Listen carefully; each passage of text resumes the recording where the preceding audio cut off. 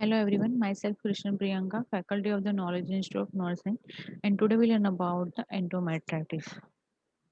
So, what is the endometritis?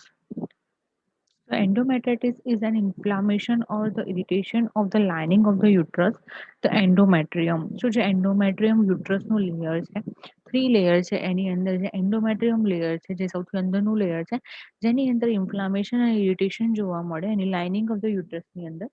તો એ endometrium લેયરની અંદર જ્યારે આપણને ઇન્ફ્લામેશન ઇરિટેશન જોવા મળે તો એ કન્ડિશનને આપણે કહીએ છીએ કે એન્ડોમેટ્રાઇટિસ.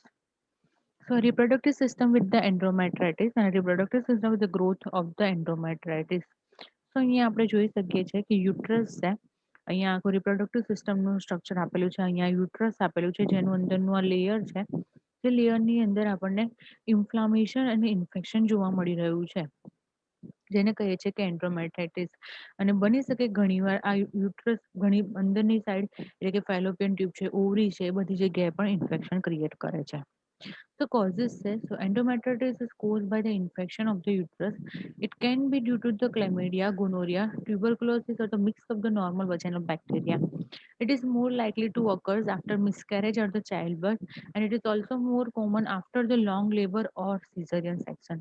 તો એન્ડ્રોમેટ્રાઇટિસ છે એ યુટ્રસની અંદર જ્યારે ઇન્ફેક્શન લાગે છે જેના કારણે તેને કન્ડિશન ક્રિએટ થાય છે અને જેની અંદર જે બેક્ટેરિયા ઇન્વોલ્વ થાય છે જે ક્લેમેડિયા છે ગોનોરિયા છે દેન ટ્યુબરક્લોસિસ છે mix of the normal vaginal bacteria છે અને ઘણીવાર મિસકેરેજ અને ચાઇલ્ડ બર્થ પછી આ બધું કન્ડિશન જોવા મળતી હોય છે અને ઘણીવાર જો વધારે પડતું પ્રોલોંગ લેબર ચાલે કાં તો પછી સિઝેરિયન સેક્શન કર્યું હોય તો આ બધી કન્ડિશનની અંદર આપણને એન્ડોમેટ્રાઇટિસ જોવા મળે. The risk of the endometritis is higher after having a pelvic procedure that is done through the cervix, such as the procedure include the dilatation and dilatation and the curettage, endometrial biopsy, hysteroscopy, placenta of the intrauterine device. So endometritis can occur at the same time as per the pelvic infection. So ઘણી એવી બધી risk વાળી procedure છે કે જેની અંદર પણ આપણને એન્ડોમેટ્રાઇટિસ થવાના ચાન્સીસ છે. જે ફર્સ્ટ છે કે ડાયલેટેશન અને ક્યુરેટેજ એટલે કે અબોર્શન વખતે જ્યારે વજનને ડાયલેટ કરીને સર્વિસને ડાયલેટ કરીને અંદરનું મટીરિયલને જે ક્યુરેટ કરવામાં આવે ત્યારે ઇન્ફેક્શન લગવાના ચાન્સીસ છે. એન્ડોમેટ્રિયલ બાયોપ્સી કદાચ કોઈ બાયોપ્સી લેવામાં આવે તો હિસ્ટોસ્કોપી કરવામાં આવે તો કાં તો પછી આઈઓડી નું પ્લેસમેન્ટ કરવામાં આવે અને એ કારણે થઈને કદાચ જો ઇન્ફેક્શન ક્રિએટ થાય તો યુટ્રસની અંદર આ બધી પ્રોસીજર થતી હોય છે એટલા માટે થઈને યુટ્રસમાં ઇન્ફેક્શન થવાના કારણે એન્ડોમેટ્રાઇટિસ થાય છે. સિમ્ટમ્સ છે કે અબડોમિનલ ડિસ્ટેન્શન થઈ જશે અબનોર્મલ વજાઇનલ બ્લીડિંગ જોવા મળશે અબનોર્મલ વજાઇનલ ડિસ્ચાર્જ જોવા મળશે increase the amount unusual color consistency or the odor discomfort with the bowel movement including the constipation fever વધી જશે જનરલ ડિસ્કમ્ફર્ટ થશે અનઇલનેસ થશે or the ill feeling એટલે મલીઝ જોવા મળશે and the pain in the lower abdomen pelvic region એટલે uterine pain થવાના ચાલુ થઈ જશે. Examination છે અને ટેસ્ટ છે. So healthcare provider will perform a physical examination with the pelvic exam. The uterus and the cervix may be tender and the bowel sound may be decreased. Patient may have a cervical discharge. So the following tests may be performed. Cultural from the cervix for the chlamydia, gonorrhea and other organism. Endometrial biopsy, then WBC, white blood cell and the microscopic examination of the discharge. So examination કરીશું તો health care provider જો physical examination કરશે તો એને uterus છે અને cervix છે ટેન્ડરનેસ જોવા મળશે ઇવન એની બોલ મોમેન્ટ ડિક્રીઝ થઈ ગયેલી જોવા મળશે અને પેશન્ટને સર્વિક્સની અંદર ડિસ્ચાર્જ પણ જોવા મળશે.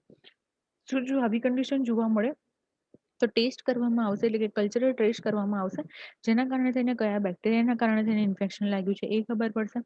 એન્ડોમેટ્રિયલ બાયોપ્સી લેવામાં આવશે જેથી ખબર પડશે કે ઇન્ફેક્શન વધારે છે કે અંદર પસ ફોર્મેશન થયું છે કે નથી થયું અને વ્હાઇટ બ્લડ સેલ કાઉન્ટ કરવામાં આવશે જેના કારણે તેને ઇમ્યુનિટી લેવલ ખબર પડશે અને microscopic examination of the any discharge અને ડિસ્ચાર્જ નીકળતું હોય તો માઇક્રોસ્કોપિક એક્ઝામિનેશન કરવામાં આવશે.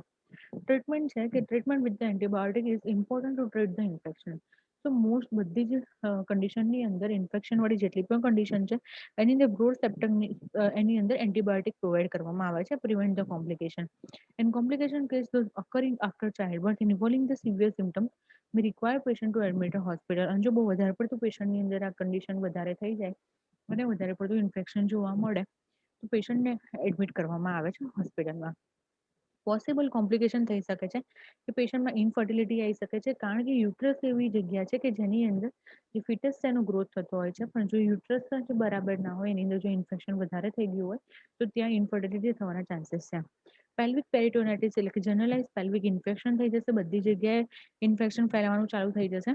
પેલ્વિક અને યુટ્રાઇન એબ્સિસ ફોર્મેશન જોવા મળશે, સેપ્ટિસેમિયા થઈ જશે અને સેપ્ટિક સ્ટ્રોક થવાના પણ ચાન્સીસ છે. પ્રિવેન્શન છે કે એન્ડોમેટ્રાઇટિસ ના થાય એની માટે શું કરીશું?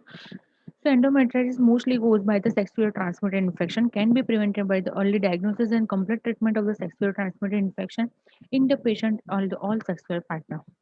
Following safer sex practice such as using the condoms, the risk of the endometritis is reduced by the careful sterile technique used by the appropriate provider, performing the deliveries, abortion, IUD placement, and the gynecological examination. તો first એવું કહે છે કે જ્યારે sexual transmitted infection લાગે છે તો એ ઇન્ફેક્શનના કારણે થઈને જ આ એન્ડોમેટ્રાઇટિસ થતું હોય છે. તો બને એટલું પેશન્ટને આપણે ઓલરેડી ડાયગ્નોઝ થઈ જાય કે પેશન્ટને સેક્સ્યુઅલ ટ્રાન્સમિટેડ ઇન્ફેક્શન છે કે નહીં, અને હોય તો એને ટ્રીટ કરી દેવામાં આવે કે જેના કારણે થઈને એન્ડોમેટ્રાઇટિસ ના થાય, અને બને એટલું સેફર પ્રેક્ટિસ યુઝ કરવામાં આવે. અને જે કેરફુલી આપણે જે બી પ્રોસિજર કરવાના હોય એ સારી એવી સ્ટરાઇલ ટેકનિક યુઝ કરવાનું કહેવાનું, કે જેના કારણે ડિલિવરી વખતે, અબોર્શન વખતે, આઈયુડી પ્લેસમેન્ટ વખતે, બીજા ગાયનેકોલોજીકલ પ્રોસિજર વખતે પેશન્ટને કોઈ જ ઇન્ફેક્શન અહીંયા લાગે નહીં. So it's all about the endometritis.